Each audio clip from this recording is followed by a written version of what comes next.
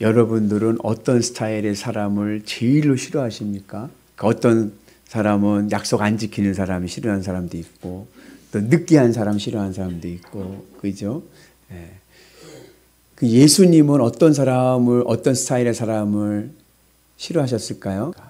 예수님은 배신한 제자들을 용서하셨습니다.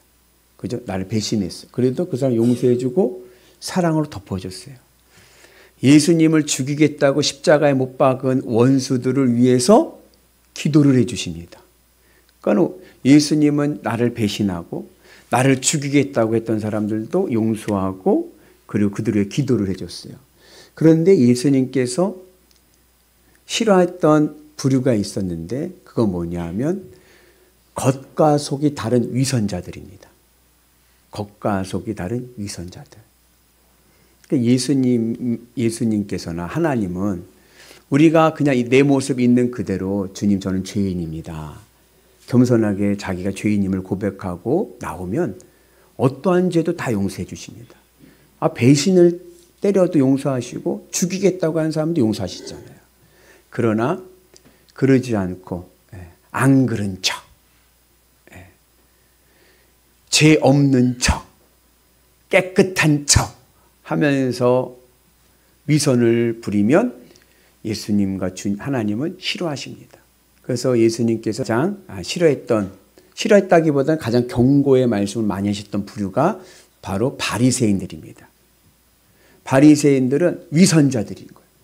겉으로는 깨끗한 척, 늘 거룩 가슴 안에 성경책 들고 이러고 다니지만 그들의 삶에서 그의 속은 다 뭐예요? 다 썩은 무덤인 거예요. 그래서 예수님께서 그들을 향해서 독사의 자식들아, 또 너희들은 회칠한 무덤과 같다. 회칠한 무덤이 뭐예요? 무덤의 겉은 하얗게 예쁘게 치장을 해놨지만 그 안은 다 썩었잖아요. 그래서 속은 다 썩었음에도 불구하고 겉으로 안 그런 척, 깨끗한 척 하는 위선자들을 예수님께서는 경고하십니다. 오늘 말씀의 배경은 예수님께서 갈릴리 복음 사역을 감당하시고 이제 주님의 십자가 구원의 사역을 완성하기 위해서 예루살렘으로 가시는 길입니다. 하나님의 구원의 사역을 감당하기 위해서 예루살렘으로 가시는 길에 몇몇의 바리새인들을 만나게 됩니다. 그런데 그 바리새인들이 그동안 계속해서 예수님을 공격하고 예수님을 험담하고 어떻게든지 예수님을 넘어뜨리려고 했던 그 바리새인들이 오늘은 웬일인지 예수님을 위하는 이야기들을 합니다. 우리 같이 봅니다. 곧 그때 어떤 바리새인들이 나와서 이르되 나가서 여기를 떠나소서 헤롯이 당신을 죽이고자 하나이다. 바리새인들이 그렇게 예수님 못 잡아먹어서 안달이었던 사람들이 뭐라 그러냐면 헤롯이 지금 당신을 죽이려고 하니까 빨리 도망가세요 라고 이야기합니다. 마치 영화에 보면 위기일발에 있는 주인공이 있어요. 막 묶여있든지 어디 결박되어 있든지 위기일발에 있는 주인공에게 꼭 뭐가 있냐면 악당 중에 한 명이 그 주인공을 풀어줘. 도와주고 도망가게끔 해주는 거 있잖아요. 마치 그러한 모습을 우리에게 연상하게끔 합니다. 그리고 그렇게 바리새인들이 마치 예수님을 위하는 척하면서 빨리 도망가라. 헤롯이 당신을 죽이려고 한다고 할 때에 예수님께서 말씀하시기를 같이 봅니다. 이르시되 너희는 가서 저 여우에게 이르되 오늘과 내일은 내가 귀신을 쫓아내며 병을 고치다가 제3일에는 완전하여지리라 하라. 예수님께서 예수님을 죽이겠다고 했던 헤롯을 뭐라고 얘기했냐면 여우라고 얘기했습니다. 여기서 이 헤롯은 예수님이 탄생하실 때 예수님을 죽이겠다고 했던 헤롯 대왕이 아닙니다. 그 헤롯 대왕의 둘째 아들인 거예요. 그래서 헤롯 대왕이 팔레스타인 지역을 다 다스렸었는데 이 헤롯 대왕이 죽으면서 나라를 넷으로 나눴습니다. 원래 그 나라도 다 어디예요? 로마 제국의 통치를 받고 있던 상황이었죠. 넷으로 분할해서 여동생 그리고 세 아들이 나누어서 나라를 다스리게 되었습니다. 지역을 다스린 거죠. 그리고 이 헤롯 대왕의 둘째 아들 이 헤롯은 원래 이름은 헤롯 안티파스인데 그는 어느 지역을 다스렸냐면은 예수님이 복음 사역을 했던 갈릴리와 베레아 지역을 다스리던 분봉왕이었습니다. 분봉왕이라는 것은 요즘 우리 정서로 얘기하면요, 도지사 얘기하는 거예요. 쉽게 말하면 경기도지사. 예, 그런 직책을 이제 관할하고 있었습니다.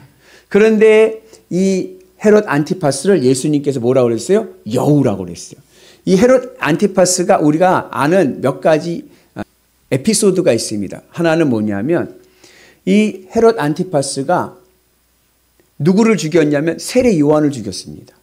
여러분 아시다시피 그 헤롯 안티파스가 이복 동생의 부인을 사랑해가지고 헤로디아를 그래서 결혼을 하려고 그랬어요. 근데 그때 세례 요한이 강하게 비판을 해가지고 세례 요한을 죽게 했고, 나중에 예수님께서 십자가에 달려 죽으실 그 재판할 때 이 헤롯에게는 사형을 할 수 있는 권한이 없습니다. 분봉왕에게는. 그래서 예수님을 총독 본디오 빌라도에게 보내는, 그래서 예수님이 십자가에 못 박아 죽게끔 하게 하는 그런 장본인이 바로 이 헤롯 안티파스입니다. 근데 이 헤롯 안티파스를 이제 여우라고 얘기하는 거예요. 여러분, 여우하면 어떠한 이미지가 생각납니까? 부정적인 의미에서 교활하고 간교하고. 그래서 깍쟁이들을 뭐라고 그래요? 아우, 저거 여우야, 여우 그러잖아요. 그죠? 그 시대도 마찬가지예요. 그래서 성경에서 여우라는 이미지는 세 가지 이미지가 있는데, 첫째는 간교한 사람입니다. 교활한 사람을 여우라고 얘기하고, 두 번째는 아가서를 보면 포도원 농사를 짓는데 포도원이 있는데 이 여우가 들쥐를 잡는다고 포도원을 다 휘집고 다녀서 포도원 농사가 다 망해졌어요. 망가진 거예요. 그래서 여우 하면은 회방자, 망가뜨리는 존재, 이런 의미가 있습니다. 그리고 세 번째는 느헤미야에서 나오는데, 느헤미야 시대 때 이스라엘 백성들이 이 예루살렘 성벽을 세웠잖아요. 근데 그것을 본 사마리아 사람들이 조롱할 때 뭐라고 조롱하냐면은 이 성벽은 여우가 올라가도 무너질 것이다 그래요. 여우가 올라가도 무너질 것이다. 그럼 얘기 뭐예요? 여우는 하찮은 존재예요. 하찮은 여우가 올라가도 성벽이 무너질 것이다. 그래서 여우라는 의미는 어떤 의미예요? 교활하고 간교하고 회방자, 망가뜨리고, 그리고 하찮은 별 볼 일 없는 거예요. 허무한 존재인 거예요. 세상적으로 헤롯 안티파스 하면 어때요? 분봉왕, 지도자고 권력 있고 대단해 보이지만, 그러나 하나님 보시기에 그는 뭐예요? 그는 교활한 자에 불과하고 회방꾼에 불과하고 보잘것없는 하찮은 존재에 불과한 거예요. 그래서 예수님께서 그를 여우라고 말씀하십니다. 그리고 이 여우, 이 헤롯 안티파스가 예수님을 갈릴리 자기가 다스리는 이 지역에서 쫓아내려고 이제 바리새인들과 하나가 돼서 협박을 하는 거죠. 일종의 협박입니다. 이거는 강박입니다. 왜 그랬냐? 지금 이 헤롯 안티파스는 갈릴리와 베레라라고 하는 곳을, 지역을 다스리는 쉽게 말하면 분봉왕, 도지사예요. 근데 이 도지사에게는 누구를 죽일 수 있는, 사형을 시킬 수 있는 권한이 없는 거예요. 그러니까는 예수님을 쫓아내려고 했는데, 그 이유는 예수님의 복음 사역을 가만히 보니까 이러다가는 이 갈릴리에 있는 유대인들이 폭동을 일으키거나 데모를 일으킬 것 같은 그런 위압감이 왔습니다. 그러다 보면 무슨 일이 생기냐면 자기 밥줄이 끊기는 거예요. 그 실례가 이 헤롯 안티파스 형이 있잖아요. 첫째 형.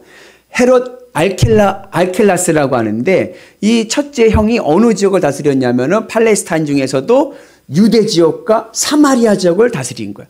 가장 좋은 땅을 다스렸겠죠. 그런데 이 헤롯 알켈라스가 다스리던 6년째 되던 해에 유대 지역에서 6월절에 유대인들이 폭동이 일어난 거예요. 그 폭동이 일어나는 바람에 이 헤롯 알켈라스가 아웃됐습니다. 로마 제국에서 아웃시킨 거예요.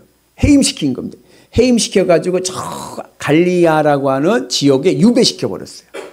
그리고 그때부터 이 유대와 사마리아 지역은 로마 제국이 직접 통치를 합니다. 누굴 보내요? 총독을 보내는 거예요. 우리가 잘 아는 본디오 빌라도는 그 총독 중에서 5대 5번째로 와서 일했던 총독입니다. 그러니까 자기가 보니까 형이 그 유대인들이 소요를 일으켜가지고 아웃된 걸 봤잖아요. 그러니까 가만히 보니까 예수님의 사역을 보니까 이러다가 혹시 갈릴리에서도 이 폭동이 일어나거나 소요가 일어나면은 자기도 아웃될 것 같아. 근데 자기가 그렇다고 예수님을 죽일 수 있는 그런 사형을 권할 수 있는 권한은 없으니 좋은 수는 뭐예요? 쫓아내는 거. 그래가지고 자기에게는 할 수도 없는 일이지만 죽이려고 한다. 빨리 도망가라. 바리새인들을 이용해서 이제 그렇게 이야기를 합니다. 그리고 그 이야기를 들은 예수님께서 뭐라고 말씀하시냐면 예수님의 사역을 이제 말씀하시죠. 예수님의 사역은 어떠한 사역이냐?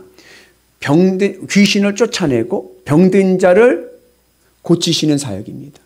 여러분, 귀신을 쫓아낸다는 것은 그냥 영적인 사건만이 아니라 내 마음이 하나님께 가지 못하고 세상에 빠져 살거나 아니면 내 마음의 근심과 걱정이나 내 마음에 있는 문제들을 주님께서 쫓아내시고 해결해 주실 줄로 믿습니다. 내가 가진 영적인 문제를 주님께서 해결해 주시고 또 내가 가지고 있는 질병, 아픔과 고통을 주님께서 치유해 주실 줄로 믿습니다. 그 예수님의 사역은 어떠한 사역이에요? 살리는 사역이죠. 살리는 사역. 그리고 제3일에는 뭐예요? 완성된다. 성경에서 3은 완전수인데 어떻게 해서 완전수가 되냐면 이 3이라는 숫자는 이 세상을 수직적으로 나눌 때에 3이 의미가 있습니다. 우리가 살아가는 이 땅 있잖아요. 현세. 이 땅 아래 뭐가 있어요? 음부, 지옥이 있습니다. 이거 영적인 공간적 의미에서 얘기를 해드리는 거예요. 이 땅 아래에는 음부, 지옥이 있습니다. 그리고 이 땅 위에는 하늘, 천국이 있는 거예요. 이러한 수직적인 의미에서 하나님께서 이 세상과 음부와 하늘, 천국을 다스리시는 삼위일체이신 하나님. 그래서 3이라는 숫자는 하나님의 주권과 통치를 의미하는 하나님의 숫자인 거예요. 그래서 그날 예수님의 사역이 뭐예요? 완성이 된다. 그리고 이 3이라는 의미가 어떤 의미에서 우리는 알지만 완성이에요. 십자가에 죽으시고 3일 만에 부활하심을 통하여서 예수님의 사역이 단순히 우리의 문제를 해결하고 우리의 질병을 고쳐주실 뿐만 아니라 오늘 우리에게 영원한 하나님의 나라를 연결시켜 주시는 은혜가 있는 줄로 믿습니다. 오늘 내 삶 속에 하나님의 나라의 천국이 더딥혀지는 은혜가 있는 줄로 믿습니다. 이것이 바로 예수님의 사역의 완성인 거예요. 그러니까 예수님께서 예루살렘으로 가시는 것은 헤롯이 협박을 해서 가는 게 아니라 내가 하나님의 뜻을 이루기 위해서 가는 것이고 선지자는 예루살렘 외에는 밖에서는 죽을 일이 없다. 하나님의 사명을 말씀하고 있습니다. 구약에 에스더서가 있어요. 에스더가 이런 말을 해요. 죽으면 죽으리라. 죽으면 죽으리라고 하는 말씀의 의미는 내가 원하는 것을 내가 사생결단해서 얻겠다라는 의미가 아니라 오늘 하나님의 뜻이 내가 여기서 죽는 것이라고 하면 나는 오늘 여기서 죽겠습니다. 이게 죽으면 죽으리래요. 내가 가야 할 길을 내가 가겠다 하신 말씀은 하나님의 뜻을 이루기 위해서 나는 예루살렘으로 간다. 우리가 주님의 뜻을 이루어가며 하나님과 함께하는 은혜가 있기를 주님의 이름으로 축복합니다. 그러면서 예수님께서 예수님의 사역을 뭐로 비유하셨어요? 선지자로 비유하신 거예요. 선지자는 어떠한 사람이에요? 선지자는 말씀을 통해서 백성들을 살리는 사역을 하는 자들이 선지자들입니다. 그러니까는 이 헤롯은 교활하고 망가뜨리고 회방하고 그리고 허무하고 그리고 뭐 죽이는 존재예요. 죽이겠다고 하잖아요. 그러나 예수님의 사역은 악한 것들을 쫓아내고 치유하시고 우리를 구원하시고 하늘 천국을 연결하시는 선지자이신 줄로 믿습니다. 그리고 우리에게 영원한 하나님의 나라에 입성하는 메시아 구세주가 되는 은혜가 있는 줄로 믿습니다. 그래서 그러한 의미에서 오늘 예수님께서는 예수님의 사역을 공간적인 의미로 뭐로 비유하시냐면은 예루살렘으로 비유하십니다. 우리 같이 말씀 봅니다. 예루살렘아 예루살렘아 선지자들을 죽이고 내게 파송된 자들을 돌로 치는 자여 암탉이 제 새끼를 날개 아래 모음같이 내가 너희의 자녀를 모으려 한 일이 몇 번이냐. 그러나 너희가 원하지 아니하였도다. 예수님께서 예수님의 사역을 선지자에서 메시아로 가는 그 사역을 오늘 예루살렘이라고 하는 공간적인 의미로 말씀하고 있습니다. 세계 지도를 펴보세요. 여러분 집에 가서 세계 지도를 펴보면 예루살렘이 어디 있어요? 어디 있어요? 잘 몰라요. 왜? 저 구탱이에 있어. 보이지도 않아. 세계사적으로 보면은 예루살렘은요, 작은 나라에 보이지도 않는 수도에 불과한 거예요. 그런데 하나님 보시기에 예루살렘은 이 세상의 중심입니다.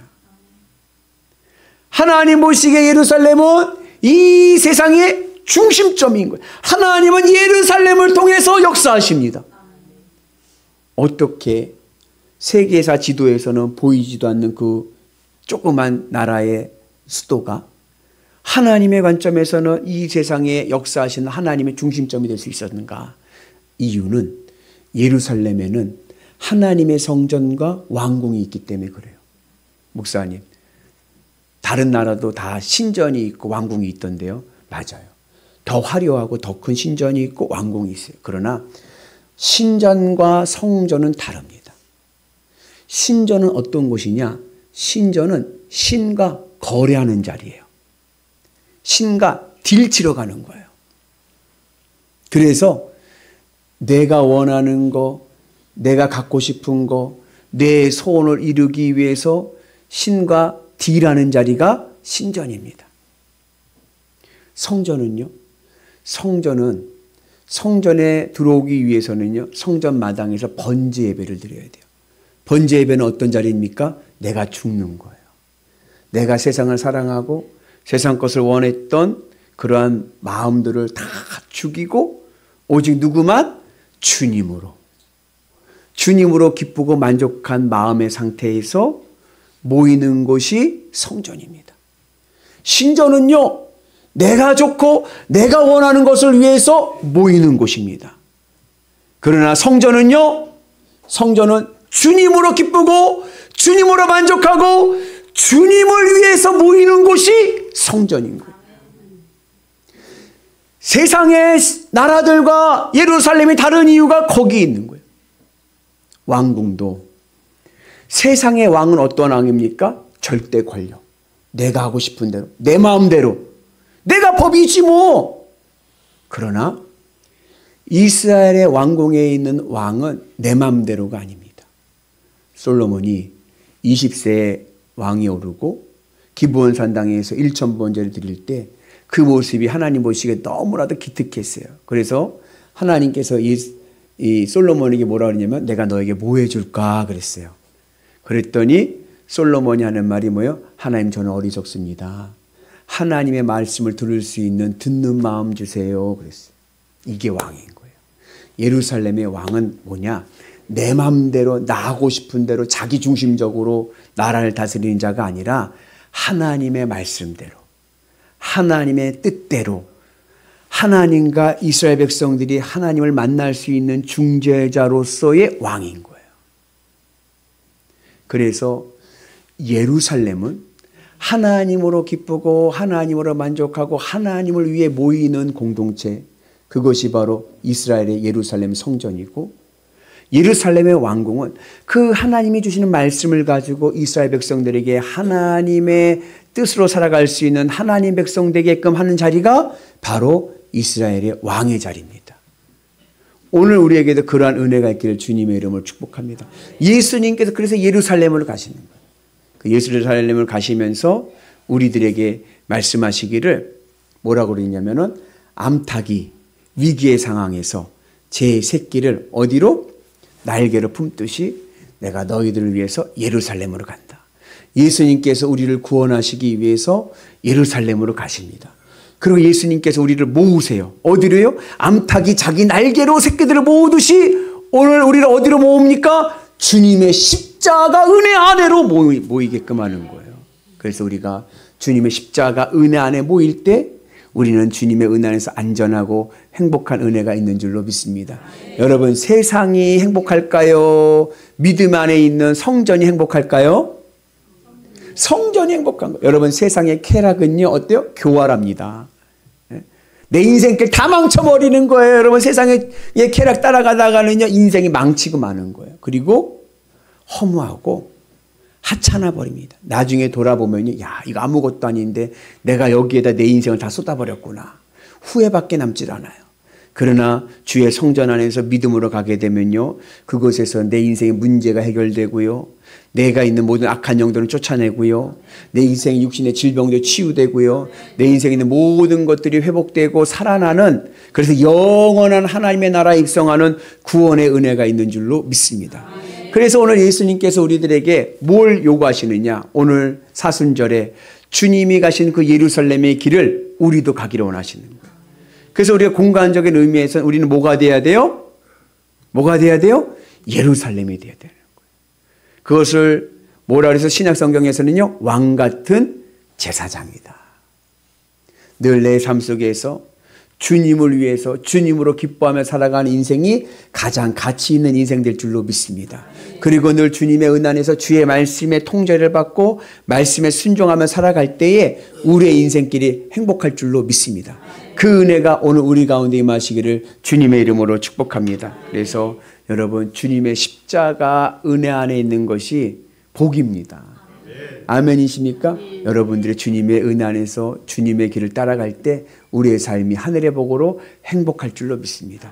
그 은혜가 오늘 우리 가운데 임하셔서 사순절 주님의 길을 가는 하나님의 예루살렘 왕 같은 제사장 되시기를 주님의 이름으로 축복합니다.